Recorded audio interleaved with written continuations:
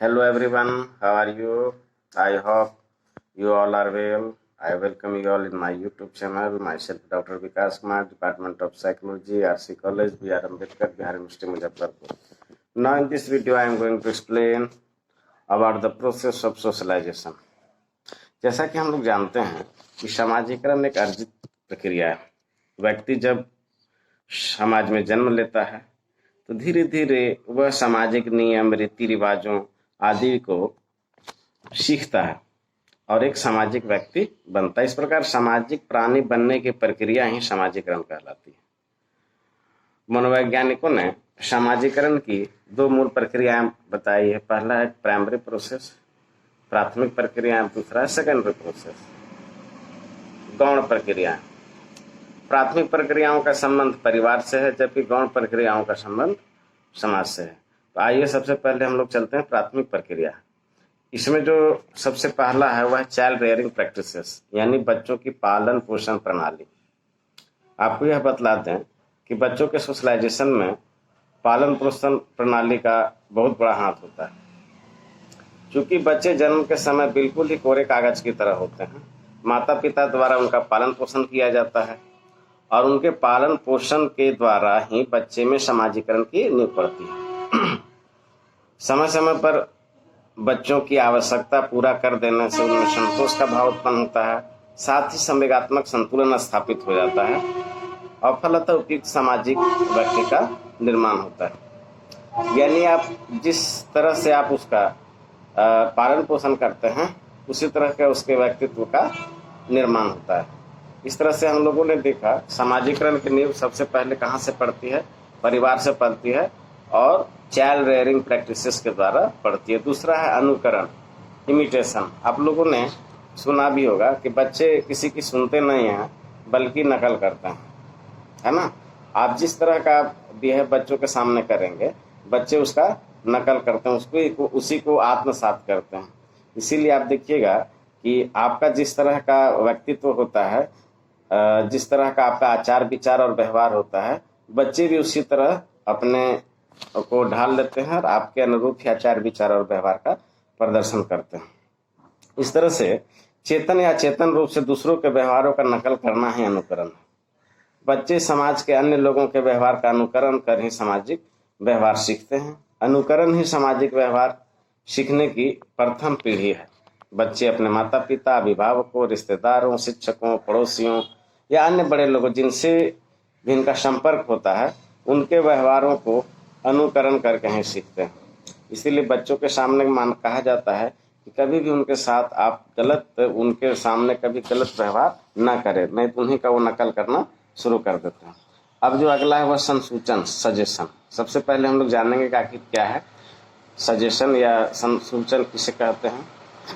किसी भी नियम, प्रथा, परंपरा, धर्म, आचार विचार इत्यादि को बिना तर्क वितर्क किए अपनाना है संसूचन। आप देखते होंगे कि कुछ परिवार में कुछ कल्चर होते हैं अलग, उसकी संस्कृति अलग होती है।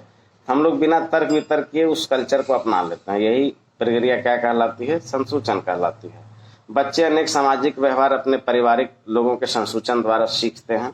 सामाजिक आदर्श, मूल्य, धर्म, पूर्व धारणा इत्यादि सामाजिक व्यवहार मुख्यतः संसूचन पर ही आधारित होते हैं।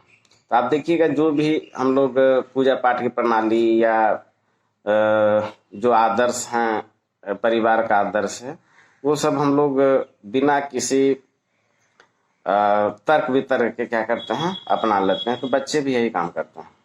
बच्चों में समाजीकरण की प्रक्रिया संसूचन के माध्यम से होती है। अगला है सहानुभूति, सिंपैथी। व्यक्ति जिस समाज में रहता है उसके लोगों के प्रति अधिक सहानुभूति व्यक्त करता है क्योंकि उनमें अपनापन रहता है। उसी तरह जब बच्चों के प्रति बड़े लोग सहानुभूति दिखाते हैं तो उन बच्चों के समाजीकरण की प्रक्रिया उन बड़ों के व्यवहारों से प्रभावित हो जाती है और यह क्रिया अचेतन रूप से हो जाती है। सहानुभूति दिखाने से बच्चों में संतोष या विश्वास का भाव उत्पन्न होता है और उपयुक्त समाजीकरण का विकास हो जाता है। इस तरह से आप देखिएगा कि अगर उसके प्रति अगर सिंपैथी का प्रदर्शन करते हैं तो आप देखिएगा बच्चे भी सिंपैथी का प्रदर्शन करना सीख जाते हैं। इस तरह से आप देखिएगा कि सहानुभूति के द्वारा भी बच्चों में उपयुक्त समाजीकरण होता है। अभी तक तो हम लोग देख रहे थे प्राइमरी प्रोसेस की चर्चा कर रहे थे, अब हम लोग करेंगे सेकेंडरी प्रोसेस, गौण प्रक्रिया। इसमें सबसे पहला है सोशल मोटिव, सामाजिक अभिप्रेरक। सामाजिक प्रेरक अर्थात पुरस्कार एवं दंड, प्रशंसा एवं निंदा के द्वारा समाजीकरण की प्रक्रिया काफी प्रभावित होती है। आप देखिएगा कोई अच्छा काम करते हैं तो बच्चों को पुरस्कृत करते हैं, तो आप देखिएगा उसका काम के प्रति उनका इंटरेस्ट है सो और बढ़ जाता है और अगली बार और वो बढ़िया से करने की कोशिश करते हैं। अगर कोई गलत काम किया तो उसको दंड देते हैं या उसकी निंदा करते हैं, तो आप देखिएगा कि वो धीरे धीरे वो काम करना छोड़ देता है। इस तरह से पुरस्कार और प्रशंसा भी बच्चों में उपयुक्त समाजीकरण में महत्वपूर्ण भूमिका अदा करता है, और निंदा और दंड है ना, उसके गलत व्यवहार पर अंकुश लगाने का काम करता है। अगला जो महत्वपूर्ण बिंदु है वह है कॉपरेशन, सहयोग। जब किसी कार्य को एक से अधिक व्यक्ति मिलकर करते हैं तो यह देखकर बच्चों में भी सहयोग की भावना पनपती है। शुरू में बच्चा परिवार में सहयोग का प्रदर्शन करता है और फिर अपने हमउम्र बच्चों के साथ सहयोग का प्रदर्शन करता है, और धीरे धीरे जैसे जैसे वह बड़ा हो जाता है वह समाज में अपना सहयोगात्मक भूमिका अदा करना पड़ता है। इस तरह से उचित समाजीकरण उसका विकास उसके अंदर हो जाता है। अगला है तादात्म्य, आइडेंटिफिकेशन। जब अपने व्यक्तित्व को दूसरे के व्यक्तित्व के अनुकूल ढालने की कोशिश करता है तो यह प्रक्रिया तादात्म्य कहलाती है। हम लोग एक अच्छे व्यक्तित्व या महापुरुष के व्यक्तित्वों को अवलोकन करके उसके गुणों को आत्मसात करते हैं, है ना। उनके जो भी अच्छे गुण होते उसको अपनाने की कोशिश करते हैं और एक अच्छे व्यक्तित्व का निर्माण करते हैं। उसी तरह से सामाजिक रीति रिवाज, सामाजिक आदर्श व्यवहार के साथ हम लोग तादात्म्य स्थापित करके हम अपने समाज के अनुरूप ढलने की कोशिश करते हैं। तो आइडेंटिफिकेशन के द्वारा बच्चों में समाजीकरण की प्रक्रिया का उपयुक्त विकास होता है। अगला है कंपटीशन, प्रतियोगिता।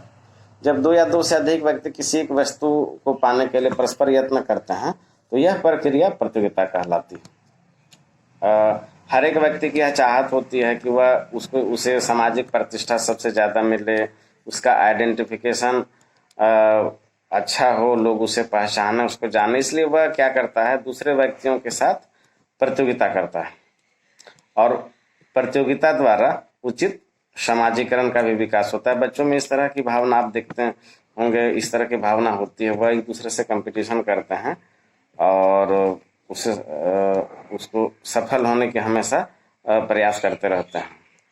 आप देखिएगा जो बच्चे जितना ज़्यादा कंपटीशन की भावना होती है, आप देखिएगा कि उनका व्यक्तित्व उतना ही निखर करके सामने आता है। अगला जो है लैंग्वेज, भाषा। भाषा संचार का माध्यम होता है जिसके द्वारा हम अपने विचारों को या अपने भावनाओं को या अपने अनुभवों को दूसरे तक पहुंचाते हैं, है ना। बच्चे भी भाषा की मदद से सामाजिक मानदंड, मर्यादा, रीति रिवाज को सीखते हैं, और साथ ही भाषा के माध्यम से भी अपने से बड़े बुजुर्गों का निर्देशन भी प्राप्त करते हैं। इस तरह से बच्चों के समाजीकरण में भाषा का बहुत बड़ा रोल होता है। अगला है प्रचार, प्रोपेगेंडा।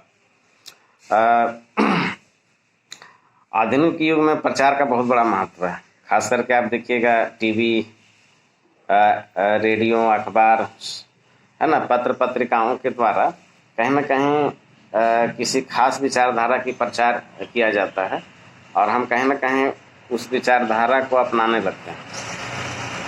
प्रचार द्वारा विभिन्न सामाजिक मानदंड, धार्मिक आदर्श, राजनीतिक विचार आदि व्यक्तियों तक पहुंचाया जाता है और व्यक्ति उसी के अनुरूप अपने आप को क्या कर लेता है, विकसित कर लेता है। हम भी कहीं ना कहीं उसी तरह के विचारधारा को अपना लेते हैं, है ना।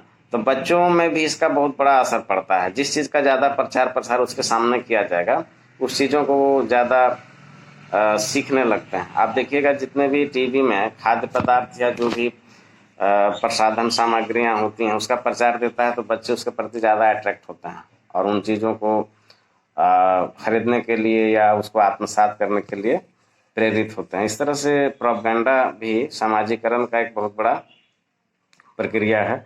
इसके द्वारा भी हम लोग बच्चों में समाजीकरण की प्रक्रिया का उपयुक्त विकास कर सकते हैं। अगला है संघर्ष, कॉन्फ्लिक्ट। जब दो व्यक्ति या दो समूहों के बीच, है ना, किसी खास उद्देश्य, किसी खास स्वार्थ को लेकर के दोनों के बीच अगर द्वंद्व की स्थिति है तो यह प्रक्रिया संघर्ष कहलाती है। तो इस तरह का भी असर बच्चों के समाजीकरण पर भी पड़ता है। साथ ही संघर्ष को हमको दूसरे रूप में भी ले सकते हैं। जिन बच्चों में का जीवन जो होता है संघर्षपूर्ण वातावरण में होता है, तो उस बच्चे का व्यक्तित्व भी उसी अनुरूप विकसित होता है ना। आप देखिएगा कि जितने भी बड़े बड़े महान महान अभिनेता जैसे अमिताभ बच्चन हो गए, या हमारे प्रधानमंत्री नरेंद्र मोदी जी हो गए, पूर्व में राष्ट्रपति थे डॉक्टर अब्दुल कलाम, उनकी भी जीवन जो है बड़ा संघर्षमय रही, लेकिन इनका व्यक्तित्व का निखार जो है हम लोगों के सामने तो देख ही रहे हैं हम लोग आज के डेट में। इनका क्या महत्व है हम लोग की जिंदगी में, एक आइकॉन बन चुके हैं हम लोग के लिए। तो इसी तरह से संघर्ष भी बच्चों में सामाजिकरण के विकास में अपना एक महत्वपूर्ण भूमिका अदा करता है। इस तरह से हम लोगों ने सामाजिकरण के विकास में प्राथमिक प्रक्रिया और गौण प्रक्रिया को देखा, और आपको यह जान करके बहुत अच्छा भी लगा होगा कि कहीं ना कहीं दोनों प्रक्रियाओं का बराबर योगदान होता है बच्चों के समाजीकरण में।